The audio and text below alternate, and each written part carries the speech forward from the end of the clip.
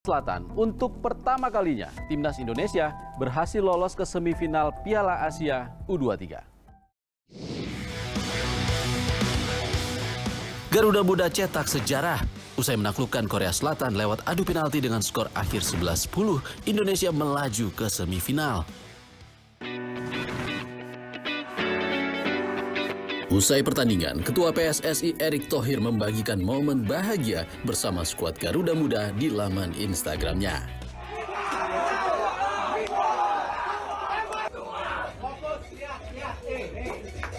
Satu game lagi sudah kunci ke Olimpiade.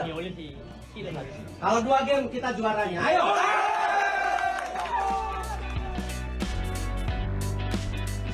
Garuda Muda pun akan menghadapi Uzbekistan pada Senin 29 April pada laga semifinal AFC U23 setelah Uzbekistan berhasil menyingkirkan timnas Arab Saudi dengan skor 2-0.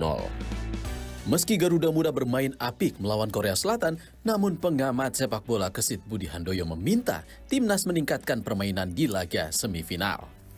Ada beberapa perbaikan yang harus dilakukan oleh Sinteyong, terutama di sektor pertahanan kanan yang ditempati oleh Rio Fahmi. Ini kita lihat masih mudah sekali diterobos oleh pemain-pemain lawan. Kemudian juga ketenangan bermain, saya pikir sudah bagus, tapi akan lebih bagus apabila ketenangan bermain ini lebih ditingkatkan gitu ya.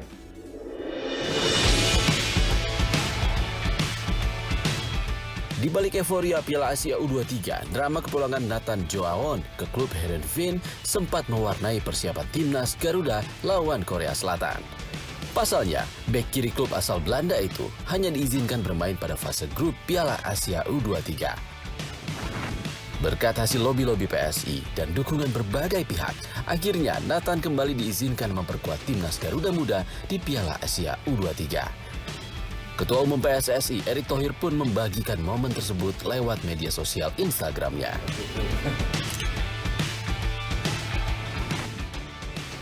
Sebelumnya, klub Jepang Cerezo Osaka juga berhasil dilobi untuk mengizinkan Justin Hubner memperkuat skuad Garuda Muda. Pemain bek tengah ini pun bergabung saat timnas U23 menghadapi Australia di fase grup A.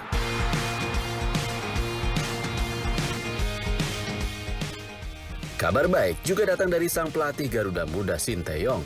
Kontrak pelatih asal Korea Selatan itu diperpanjang hingga tahun 2027. Kode perpanjangan kontrak Sinteyong sempat dibocorkan Ketua Umum PSSI Erick Thohir usai Garuda Muda mengalahkan timnas Yordania dengan skor 4-1. So coach, stay with us. Yeah.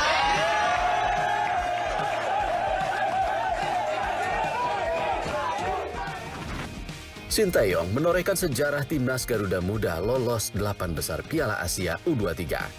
Pelatih berusia 53 tahun itu juga berhasil membawa timnas senior Indonesia masuk babak 16 besar Piala Asia 2023. Sejumlah target baru pun menanti Coach Sinteyong dalam kontrak barunya hingga 2027 mendatang. Laga timnas Indonesia dengan Korea Selatan menjadi pertandingan menarik bagi Sinteyong. Pasalnya, Sinteyong juga pernah menjadi pelatih timnas Korea Selatan di Piala Dunia 2018 sebelum akhirnya melatih timnas Indonesia tahun 2019. Sementara itu, pelatih Korea Selatan Hwang Shin-hong menyebut sudah menduga anak asuhnya akan bertemu dengan timnas Indonesia. 네, 신 감독 저번 일본전 할 때 그러니까 와서 만나서 얘기했고요.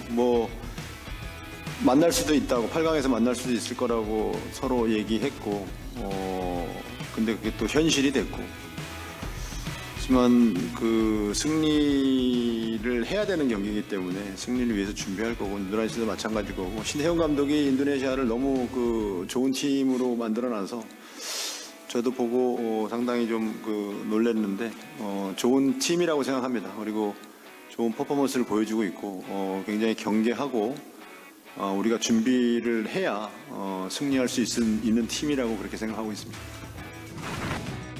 Indonesia tercatat sudah 6 kali berpartisipasi dalam gelaran Piala Asia U23 sejak tahun 2013. Namun gagal 5 kali dalam babak kualifikasi. Pada tahun 2013, timnas Indonesia gagal ke putaran final di Oman dan berada di posisi ketiga grup E. Di tahun 2016, timnas Indonesia kembali gagal di putaran final di Qatar dan hanya menempati posisi kedua grup H. Pada tahun 2018, Indonesia pun gagal melaju ke putaran final di China dan hanya berada di posisi ketiga grup H. Tahun 2020, Indonesia kembali gagal ke putaran final di Thailand setelah menempati peringkat 3 di grup H. Terakhir, Indonesia gagal ke putaran final di Uzbekistan pada tahun 2022 setelah menempati peringkat 2 grup G. Tahun 2024, akhirnya Indonesia lolos babak kualifikasi dan pada debutnya di Piala Asia U23, Garuda Muda berhasil melaju hingga semifinal. Sementara itu, timnas Korea Selatan yang menjadi lawan Garuda Muda memiliki pemain kunci, di antaranya Jong Sanbin, Lee Yong-jun, dan Keum Si-sung. Korea Selatan juga menempati peringkat 23 FIFA, sedangkan Indonesia menempati peringkat 134 di ranking FIFA. Sebelumnya, kurun waktu tahun 1991 hingga 2018, Indonesia Korea Selatan telah bertemu sebanyak 7 kali pertandingan. Namun, selama gelaran tersebut Indonesia belum berhasil mengalahkan Korea Selatan. Saudara, Pilpres 2024 telah final, namun